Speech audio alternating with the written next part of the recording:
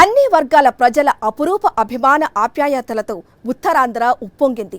ప్రజల ముఖ్యమంత్రిని పలకరించి ఆయన యోగక్షేమాలు తెలుసుకోవాలనే తపనతో అనకాపల్లి సభ పోటెత్తింది.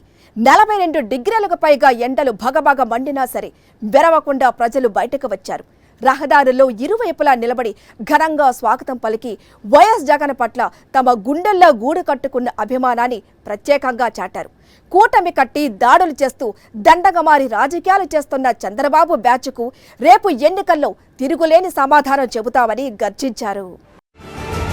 కాకినాడ జిల్లా నుంచి అనకాపల్లి జిల్లాలోకి ప్రవేశించిన బస్సు యాత్ర ఉత్తరాంధ్ర ప్రజల అభిమానానికి అవధులు లేవని నిరూపించింది.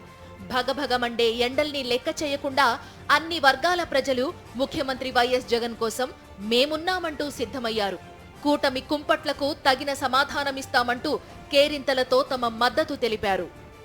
విశాఖపట్నాన్ని కార్యనిర్వాహక రాజధానిగా చేస్తామని, రెండోసారి ప్రమాణ స్వీకారం విశాఖలోనే ఉంటుందని గతంలో ముఖ్యమంత్రి వైఎస్ జగన్మోహన్ రెడ్డి చేసిన ప్రకటనలు ఉత్తరాంధ్ర ప్రజలకు ఎక్కడలేని ఊపునిచ్చాయి. దాని ఫలితమే నేడు బస్సు యాత్రకు లభిస్తున్న విశేష జనాదరణ.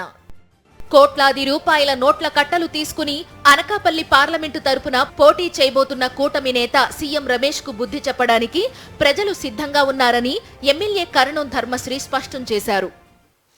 ఆ కూటమి అభ్యర్థి అయినటువంటి సీఎం రమేష్ అనే వ్యక్తి ఇక్కడ ఎవడో పోటీ చేయడానికి ఎవడో లేకట, ఎవడో రాకట, ఆయనలా కోట్లున్నోళ్ళు నోట్లున్నోళ్ళు రాక అక్కడి నుంచి కడప నుంచి ఇతర ప్రాంతం నుంచి దిగుమతి చేసుకున్నారు.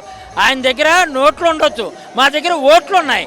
అంచేత ఈరోజు మా ఉత్తరాంధ్ర ప్రజలు ఎప్పుడైనా ఎక్కడంటే నాన్ లోకల్ పర్సన్స్ని ఎక్కడ పంపించాలో ఆ రోజు ఈవినింగే, మే 13 తారీఖు ఈవినింగే సూట్ కేసు సర్దించుకొని వెళ్ళిపోతారు.